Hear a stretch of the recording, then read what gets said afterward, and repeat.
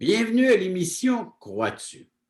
Aujourd'hui, notre invité va nous parler de sa petitesse comparée à la grandeur de ce qu'il contemple à tous les jours, la nature, la création, le ciel, et une découverte assez intrigante pour nous tous qui écoutons cette émission, et vous qui allez faire la découverte de notre invité, la grandeur, la dimension de Dieu et de son amour. J'ai le plaisir d'accueillir aujourd'hui Monsieur Robert Lausier. Robert, bienvenue à l'émission Crois-tu? Merci beaucoup. Merci. On a hâte d'entendre ton histoire et on commence toujours par le début, c'est-à-dire la naissance et dans ton enfance. Bien, en fait, ce que je vais faire, si tu me permets, je commence par te dire que tout jeune, j'étais intrigué par la grandeur de ce qui m'entoure. J'étais curieux, puis je voulais tout comprendre, puis tout savoir. Puis des fois, ça me donnait des problèmes parce qu'à ce moment-là, je ne savais pas pourquoi je me sentais si petit des fois, puis craintif. Parce que moi, je vis dans la nature, on voit le ciel, les étoiles, la mer, puis je me disais, c'est donc bien grand. Puis quand je commençais à poser des questions, là, ben, on me répondait, ben, quand tu seras grand, là, tu vas comprendre. Ça fait, en plus de ça, je voyais que la mort, ça frappait tout le tour. Puis je me demandais parfois où les gens s'en vont bien après qu'ils meurent. Puis assez vite, j'ai compris que de chercher à plaire à Dieu, ça serait sans doute ça qui serait plus sécuritaire pour moi, d'après ce qu'on m'avait enseigné. Puis je te raconterai plus loin comment est-ce que tout ça, ça m'a amené à résister vraiment à l'Évangile quand mon ami, à 32 ans, a commencé à me témoigner de ce que j'appelle le vrai Évangile. Parce que, au fond, j'étais convaincu que je n'étais pas si mauvais que ça. J'étais bien capable de plaire à Dieu tout seul, puis de mériter son approbation. Puis pourquoi pas, ben, gagner mon ciel, c'est ça que j'avais compris. Ben, je suis né en 1948. C'est l'année de la création des Nations unies, puis du retour d'Israël en terre promise. Puis Une j'ai année grandi dans la marquante. tradition de l'Église catholique romaine. Puis j'ai appris bien vite que Dieu avait tout créé, qu'il savait tout, qu'il voit tout, qu'il entend tout, qu'il peut tout. Puis il fait ce qu'il veut, quand ce qu'il veut, de la manière qu'il veut. Heureusement que j'avais appris qu'il était amour aussi. Puis ça, je le crois encore, les gens, aujourd'hui, tout ce que j'ai appris à ce moment-là. Puis même si j'étais un enfant, là, je comprenais que Dieu doit être bien différent de toutes nous autres. Parce qu'il y a à part, on m'a dit qu'il était Dieu en trois personnes. Puis en fait, il est différent de sa création parce que c'est lui qui avait tout créé. Puis c'est pourquoi, comme a tout de suite enseigné aussi, qui est saint, qui est très différent. Puis je ne pouvais pas comprendre tout ça, moi, qui était même très saint. Puis encore aujourd'hui, je n'ai pas tout saisi. Puis aussi, on m'a bien dit qu'un jour, je devrais rendre des comptes. Puis rendre des comptes sur absolument tout, là. Mes pensées, mes paroles, mes actions, même pourquoi je les faisais. Puis on dirait, les jeunes diraient aujourd'hui, dans les mots d'aujourd'hui, là, tout simplement freakant. Hey, il n'y a rien qui lui échappe. Puis assez vite, j'ai bien vu que si tout ça c'est vrai, je me trouvais vraiment niaiseux, Régent, mais tout le temps je cherchais à me cacher comme s'ils ne me voyaient pas. Mais je me cachais parce que j'obéissais pas à mes parents, à mes enseignants, puis j'aimais surtout faire crier mes trois sœurs, puis faire le clown, puis je mentais, puis je volais, puis pas seulement des bonbons dans le temps des fêtes, là. Je, je mentais, j'essayais de cacher mes mauvais coups, puis surtout de ne pas me faire pogner. Parce que, puis souvent, je blâmais les autres. Je voulais surtout pas encore me faire punir. Peut-être tu le sais, à moins que tout le monde soit parfait, là, mais on finit toujours par se faire pogner. Puis aujourd'hui, on ne fait plus ça. Mais dans mon temps, c'était souvent par le siège. Je veux dire les deux bosses en bas du dos, là. Qu'avec la strap, que la sagesse est lentement entrée en moi. Puis éventuellement, elle était censée monter jusqu'à mon cerveau. Mais pour moi, ça a dû chauffer pas mal avant que ça arrive. Là où l'être humain a un bon coussin C'est pour ça, amortir les oui. chocs et le coup. En tout cas, c'est juste plus tard que j'ai compris qu'on est tous pareils. Mais dans le fond, là, je trouvais, pourquoi est-ce qu'on fait ça? On n'est pas vraiment intelligent. Puis c'est juste plus tard, pas mal plus tard que j'ai compris que tout ce que j'avais dans le cerveau, là, ben, il fallait que ça prenne le chemin le plus long au monde, soit entre ma tête puis mon cœur. Puis finalement, là, j'ai bien vu que ce que j'aimais le plus au monde, c'était moi-même. Puis j'essayais toujours de me racheter, puis de faire toutes les pénitences que le prêtre me donnait, les retenues des profs, puis des parents, essayer de me faire pardonner. Mais je réalisais que j'étais comme un hamster ou comme un rat d'une cage, puis que je tournais toujours en rond, je faisais toujours les mêmes choses, les mêmes gaffes, puis je voulais surtout pas y penser. Qu'un jour, si ce qu'on m'a dit était vrai, j'aurais pas mal de comptes à rendre de Dieu. Mais je m'apaisais avec tout ça parce que je servais la messe, puis la nuit, je mettais du bois dans le poêle pour pas que le dentier de papa gèle dans le verre d'eau. Il mettait ça près de la pompe, sur l'armoire. Puis je faisais tout ce que je pouvais pour plaire à un plus grand nombre de monde possible. Mais je voyais bien qu'il m'en manquait souvent des bouts. Mais on peut rire quand je raconte ça, mais au fond, pour moi, c'était pas drôle pantoute. Puis en 9e année, j'étais vraiment parfois topé de la vie. Puis je voulais simplement m'en aller, juste vivre, puis vivre ma vie. Puis un jour, j'ai entendu mon oncle Armand, qui était curé, qu'on allait bientôt ouvrir un petit séminaire flambant neuf à Bathurst.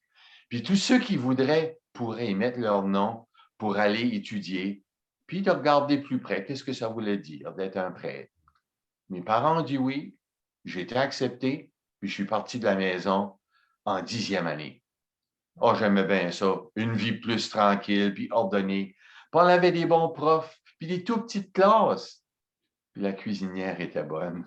Oh, elle était bonne, puis gentille, une vraie nouvelle maman. Puis on pouvait pratiquer tous les sports au gymnase, apprendre à jouer de la musique, faire du théâtre, au collège de Bathurst, sur la butte, pas loin, puis bien d'autres choses. Mon cher Robert, on va devoir prendre une courte pause OK. et on va revenir avec ta vie au séminaire après la pause. Ben, c'est parfait, ça. Le voici, ce merveilleux cadeau. Nous vous offrons un livret d'environ 20 pages qui a comme titre Passeport pour le ciel. Très bien illustré. Un enfant le pourrait saisir, comprendre la portée du message. Nous vous l'offrons tout à fait gratuitement, sans aucun déplacement de votre part. Vous pouvez nous appeler, vous pouvez aller sur notre site croixtu.ca, faire des demandes, mais il sera livré à la maison, chez vous. Alors donc, juste en faire la demande, et il sera livré gratuitement à la grandeur du Québec, grandeur du Canada, à tous ceux qui voudront le recevoir. De retour avec notre ami Robert, avec son accent acadien. Hey, tu te situes où au Nouveau-Brunswick? Dans quelle région? Moi, je suis dans la péninsule acadienne, à Tracadie, pas loin de Val-Comeau. Vous devriez connaître ça. Il y a des... Oui, certains d'entre nous le connaissent certainement à ce lieu, cet endroit. Oui. Alors, on était rendu au séminaire, là. Tu entres au séminaire. Oui, ben, je suis pas assez vite, mais je suis resté 5 ans. Puis c'est drôle à dire, mais une de ces belles soirées de pleine lune d'automne, en patinant avec une petite fille qui était voisine de la patinoire au séminaire, oh, j'ai ressenti pour la première fois comme un courant électrique, juste en lui tenant la main. Puis sais-tu, ça m'a fait tout remettre en question sur ma possibilité de vocation en tant que célibataire. Puis peu après, j'ai laissé le séminaire en rhétorique, j'ai été finir mon baccalauréat SR, puis après ça, je suis allé étudier la musique à Vincent d'Indy. Puis c'est là, après que j'ai fait pas mal de tournées au Canada, que je suis revenu chez mon père, puis que le directeur d'école m'a appelé pour me demander si je voulais remplacer un prof qui était malade. Puis finalement, je suis allé, je suis resté là 19 ans, enseigner la maths, la musique, la physique. Puis finalement, j'ai travaillé 33 ans en éducation à tous les niveaux. Mais maintenant, je vais te raconter comment ça s'est arrivé que Dieu est revenu de nouveau dans ma vie. En 70, j'ai recroisé à Montréal ma voisine d'enfance, Carmen. Puis comme on dit par chez nous, on a tombé en amour, on a décidé de se marier en 72. Puis Dieu nous a donné 2 beaux enfants, un fils puis une fille. Puis ensuite, on a adopté 2 autres enfants. C'est à ce moment-là que Dieu est revenu dans ma vie. Mon ami guitariste avec qui je travaillais souvent avait tellement changé. Une journée, j'ai dit, qu'est-ce qui t'arrive, Claude? Qu'est-ce qui se passe? Là, il a commencé à me parler qu'il avait rencontré Jésus en lisant la Bible. Puis il m'a fièrement annoncé qu'il avait même décidé de lui donner toute sa vie. Toute, pas juste les petits bouts, comme dit Angèle dans sa chanson. Oh, j'y avais bien répondu à ce moment-là, je connais tout ça, j'étais 5 ans au séminaire, moi, les beaux discours sur la religion, ça ne m'intéresse pas trop. Il s'est déposé, il s'est dépêché de me poser la question qui tue. Robert, as-tu déjà lu la Bible? Puis par toi-même, là. Ah, j'ai baragouiné toutes sortes de réponses. Puis finalement, il est revenu avec le gros calibre. Robert, réponds oui ou non. Est-ce que tu as déjà pris le temps de t'asseoir avec ta grosse Bible de Jérusalem, celle que tu m'as dit qui est encore dans le grenier, puis commençant par le Nouveau Testament, lire les 4 évangiles, etc. Oui ou non? Ben, après un long silence, il a ajouté d'un air très sérieux. Surtout avant de lire, c'est bien important que tu demandes à Dieu de t'aider, que le Saint-Esprit t'aide, sinon tu ne comprendras rien. Ce sera comme tous les autres livres que tu m'as dit que tu as lus. Ben, j'ai bien fallu que je dise la vérité. Non, je ne l'ai jamais fait. J'étais assez orgueilleux, tu sais, hein, Régent, je suis monté en haut dans mon grenier, puis j'ai été chercher ma Bible. Elle sentait le moisi. Puis j'ai commencé à lire, mais quand il revenait là-dessus, là, il me disait, Robert, tu ne peux pas comprendre ce dont je te parle. Je ne veux pas te faire de peine, mais tu ne sais pas vraiment parce que je te partage des choses que tu ne sais pas. Ben, il m'a dit, essaye, va chercher ta Bible, tu verras bien ce que tu vas lire, ce que tu vas comprendre. Puis je suis allé au grenier, puis j'ai commencé à lire la Bible. Puis là, j'ai vu, là, j'ai appris ça plus tard, là, si je ne savais pas ça dans le temps. Je dis ça vite pour que vous compreniez. Là. D-H-C-R. D, c'est Dieu. H, c'est l'homme. Christ, c'est C. Puis R, c'est la réponse. Bon, quand j'ai commencé à lire, j'ai compris, avec l'aide du Saint-Esprit. J'ai vu clairement la logique de la Bible.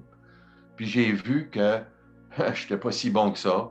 J'avais un problème, puis c'était tout devant moi. Puis Dieu me donnait une conviction de péché comme je n'avais jamais eu avant. Puis j'essayais bien de trouver tout le temps des portes pour m'en sortir. Puis là, j'ai lu après ça que Christ était la solution que Dieu avait donnée. Puis dans ces jours-là, là, je regardais Billy Graham une soirée à la télévision avec Carmen, puis c'était Vendredi Saint. Puis il a décrit Jésus au calvaire, pendu au bois, couronné d'épines, ensanglanté, puis accompagné de 2 bandits chaque bord de lui. Je connaissais toute l'histoire, c'est ce que je pensais. Mais quand Billy Graham a vraiment montré ce qu'était un changement d'idée qui mène à Jésus, plus tard j'ai appris qu'on appelle ça la repentance, là, il y a une grande lumière qui a commencé à briller en moi. Ce larron-là, je l'ai vu, que lui et son compagnon, il y avait ce qu'il méritait, mais Jésus avait absolument rien fait qui mérite le châtiment que les autres avaient. Puis le larron, il a repris son ancien chum pour lui dire, regarde à Jésus. Puis en voyant l'affiche que Pilate avait mis au-dessus de sa tête, Jésus de Nazareth, roi des Juifs, il a simplement demandé, souviens-toi de moi quand tu viendras régner. Quand j'ai entendu ça, là, je me suis dit, il n'y a pas eu le temps de se faire baptiser, de se faire confesser, de recevoir le sacrement des mourants, d'allumer des chandelles, de donner de l'argent. Jésus a tout de suite répondu, aujourd'hui même, tu seras avec moi dans le paradis. Je te dis que les bonnes œuvres, là, ils ont pris un trou, puis ce soir-là, il y a vraiment un clou qui a rentré dans mon cœur. J'étais touché. Mais malgré ça, je me disais encore, ça se peut-tu que Jésus, c'est le seul chemin? Puis qu'est-ce qui arrive avec toutes les autres religions? Puis ils se vantent toutes, qui sont les meilleurs, puis qui ont toutes les réponses. Ça pourrait-tu bien se passer comme que je l'ai lu dans la Bible, que Jésus, c'est le seul moyen, le seul chemin, la vérité de la vie? Puis ça se bousculait dans ma tête. Puis là, je me disais, j'ai-tu bien trouvé la réponse? Ah oui, j'avais tout ce que le monde désire, mais je n'avais quand même pas la paix. J'essayais de me calmer. Puis en 1980, j'ai comprenais tout, intellectuellement ce que la Bible disait. Je comprenais le D, le H, l'homme, c'est la solution. Mais là, il me restait le plus important, puis je ne l'avais jamais fait, le R, le recevoir. Hmm. Toute ma vie, là, Régent, je n'avais jamais reconnu que j'étais un pécheur perdu, moi, puis que je devais demander à Dieu de me sauver, qu'il n'allait pas le faire contre ma volonté. Puis, selon sa parole, j'étais en route pour l'enfer. Hmm. Puis, un de ces matins, moi, j'ai servi la messe longtemps, puis je lisais l'Évangile de Jean, puis l'Évangile de Jean, à la fin de la messe, il disait ça en latin. Puis, ce matin-là, là, j'ai compris. La lumière véritable qui était dans le monde, dont Jean parle, c'est Jésus, Dieu lui-même, fait homme. Il est venu chez les siens, lui, la lumière du ciel, mais les siens ne l'ont pas reçu. Le Messie juif. Puis après ça, j'ai lu Mais, quand j'ai lu les versets 12 et 13, là, oh, c'est incroyable. Mais à tous ceux qui l'ont reçu ou accepté, à ceux qui croient en son nom, elle, Jésus, la parole, elle a donné le pouvoir de devenir enfant de Dieu. Puis ils sont pas nés du sang, puis de la volonté de la chair, puis d'un homme, mais de Dieu. Ouf! Robert, après la pause, là, garde ton souffle, ton respire, parce qu'on va te demander qu'est-ce que tout cela a fait dans ta vie, le fait de recevoir la lumière, la parole, de recevoir Jésus comme ton merveilleux sauveur. Après la pause. Oui.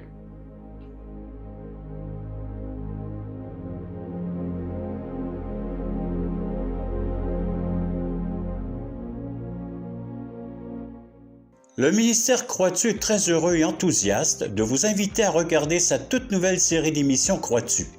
Nous vous présenterons des témoignages vivants et percutants qui nous ramènent à l'essentiel, la Bible, la parole de Dieu et l'assurance d'une vie éternelle en Jésus-Christ. À chaque semaine, nous recevrons un invité qui nous dévoilera comment le Seigneur est rentré dans sa vie. C'est donc une invitation tous les samedis matins à 11h30 sur les ondes de Télémag. Robert, tu nous as résumé ce pas de foi ou cette acceptation de l'offre de Dieu en 4 lettres, le DHCR, Dieu qui parle à l'homme, l'homme découvre ce Dieu qui s'est fait homme en la personne de Christ et il est appelé à l'accueillir, à le recevoir. Et tu fais ce pas-là par la foi et là tu vas de découverte en découverte. Eh oui. Là, cette porte-là qui avait été grande ouverte devant moi, là, je suis entré. Je pensais à ça à Blaise Pascal, hein, parce que moi, j'étais un maniaque de lecture, là. Puis si Dieu existe, puis je n'ai pas pris garde à lui, je suis mal à manger. Mais là, je l'ai accepté. Puis cette paix-là, là, je l'avais maintenant. J'avais reçu l'Évangile, j'étais né de nouveau, j'étais assez excité que je voulais dire à tout le monde ce qui venait de m'arriver. Puis mon épouse, ben, elle a pensé que j'étais encore parti sur un autre buzz, comme le dernier avec Krishnamurti ou avec un autre philosophe. Je lui disais, je suis comme mon chum, je suis vraiment né de nouveau, un enfant de Dieu. Mais je pense qu'elle attendait juste de voir les fruits. C'est que j'avais vraiment changé. Fait que j'ai décidé d'aller parler de ça avec un de mes anciens profs au petit séminaire. Puis quand j'y ai fait part de mon cheminement, sais-tu quoi ce qu'il m'a dit? Tu parles comme un protestant. Oh, j'en venais juste pas. J'étais toute mêlée. Puis là, mes problèmes ont vraiment commencé, là. Parce qu'on me demandait si je me chavirais avec ma Bible. Ma mère disait que j'allais venir fou. Puis là, je voyais que ceux qui se disent chrétiens, les catholiques, les protestants, ils étaient tout le temps en train de s'astiner sur des questions de doctrine, la parole de Dieu, puis chacun avait sa vérité, sa religion, puis ils ne tenaient même pas compte de ce que Jésus avait dit. Surtout que moi, je venais juste de comprendre son fameux sermon sur la montagne, le 5 à 7. Hey, c'était tout un programme, là. Mais où se trouve l'amour de Dieu, là, je ne le savais pas. J'ai continué quand même à lire ma Bible. Puis, j'ai vite découvert là, que la pratique d'une religion, ça ne pouvait pas sauver quelqu'un. Puis, je n'en voulais plus de religion. Je voulais juste une relation avec Dieu. Puis, c'est ce que j'ai compris que le sang de Jésus m'offrait. Puis même si je connaissais toute la Bible par cœur, Dieu me demandait juste de lui obéir. Mais moi, je réalisais plus que ça avançait, que je n'étais même pas capable de lui obéir. Mais à un moment donné, j'ai même cru presque toutes les menteries que je voyais à la télé, là, si je devenais chrétien, que ma vie allait être comme sur des roulettes, que je manquerais de rien, que je serais riche et célèbre, puis en plus, jamais malade. je voyais bien trop clair que quand j'étais coincé, je pouvais mentir comme avant. Je pouvais encore tricher sur mon impôt, puis conduire plus vite que la limite de vitesse. J'ai vu que Dieu n'avait pas fini avec moi. Puis plus que les choses devenaient claires, j'ai vu que Jésus avait enlevé le voile sur toute la religion, puis il avait remis son esprit à Dieu. Puis je n'avais pas besoin de me casser la tête. Dieu me disait, suis-moi, décharge-toi sur moi, puis moi-même, je vais prendre soin de toi. Tu ne peux pas plus faire de quoi maintenant que tu es sauvé qu'avant. Il faut que tu me suives à chaque jour. Ben, après ma nouvelle naissance, là, Carmen, elle aussi accepté le Seigneur. Puis j'ai découvert dans les environs qu'il y avait d'autres personnes qui croyaient la même chose. Mais j'ai rencontré des problèmes. Il y en avait qui avaient tellement d'insistance sur moi, ce que je considérais comme secondaire, la tenue vestimentaire, les cheveux, les robes, les événements de la fin des temps, le retour du Seigneur, le don des langues, la plénitude de l'esprit. Moi, la tête me virait. Je me disais, comment ça se fait que ça prend tant de place dans nos rencontres? Puis soudain, là, 3 ou 4 familles de par chez nous, on a décidé qu'on allait prendre une pause, qu'on allait étudier ça. Puis moi, je suis rentré dans les méandres de l'histoire de l'Église. Et là, c'était pas plus hot. Les conciles, les divisions entre catholiques, orthodoxes, coptes, les persécutions, les bûchers, le protestantisme. Hey, Charles Chiniquy, les Huguenots. Finalement, là, avec bien des rencontres avec des leaders, Dieu nous a conduits à nous associer à une famille d'églises. Puis c'est là qu'on a commencé une église à Tracadie en 1983. Puis l'amour puis l'unité, c'est encore ça qui est le plus, selon le Seigneur, les signes qui vont permettre au monde de voir qu'on est vraiment ses disciples. Puis, en fait, Jésus a envoyé son Fils pour commencer une nouvelle humanité. Puis c'est pour ça que j'ai découvert que Paul l'appelle le nouvel Adam. Puis, on se demande encore à tous les jours, les gens, qu'est-ce que Dieu a pour nous aujourd'hui? Puis aujourd'hui, là, moi, je veux le dire à ceux qui nous écoutent, là, aujourd'hui, c'est le seul temps qu'on a. Si vous sentez que Dieu vous appelle aujourd'hui, attendez pas, parce que vous ne savez même pas si vous allez être en vie demain. Puis Dieu nous dit de le mettre à l'épreuve. Puis ce qui veut dire, là, c'est juste qu'on fasse ce qu'il nous dit dans la Bible, puis on va voir s'il ne fait pas toutes les choses extraordinaires qu'il a promis pour nous aider à grandir ensemble. Nous, son corps, l'Église, puis grandir dans notre connaissance de qui il est, lui, Dieu. Puis lui qui mérite tout l'honneur, la louange, ce n'est pas les hommes. On ne mérite rien, nous autres. Tout nous a été donné par grâce. Robert, on prend une courte pause et tu reviens après la pause pour nous lancer un défi à tous nos téléspectateurs, comment ils peuvent devenir ce nouvel Adam, ce nouvel homme, cette nouvelle personne en Jésus-Christ, après la pause. Bien, merci, Régent. Le samedi 11h30, Crois-tu vous invite à regarder les témoignages vivants et percutants qui nous ramènent à l'essentiel. Nos invités vous dévoileront comment le Seigneur est entré dans leur vie. Robert, tu as fait des découvertes et pas n'importe lesquelles. Alors, devant Dieu, un Dieu saint et juste, la découverte que tu es un pécheur perdu. La seule façon d'être pardonné, réconcilié, de retrouver une relation avec Dieu, c'est par l'entremise du sacrifice de Jésus-Christ. Mais l'être humain, le pécheur, doit prendre une décision, il doit recevoir ce que Dieu lui offre, qui est le salut ou la vie éternelle en Jésus-Christ. Donc, tu découvres par le fait même l'amour de Dieu envers l'humain. C'est ça. Mais une fois que Dieu nous a aimés le premier, ben c'est là vraiment que le défi chrétien commence. Parce que s'il nous a aimés le premier, c'est simple, c'est qu'on n'était pas capable d'aimer les autres. Puis après ça, on peut l'aimer lui, mais c'est pas fini. Si nous l'aimons, on devra commencer par s'aimer soi-même.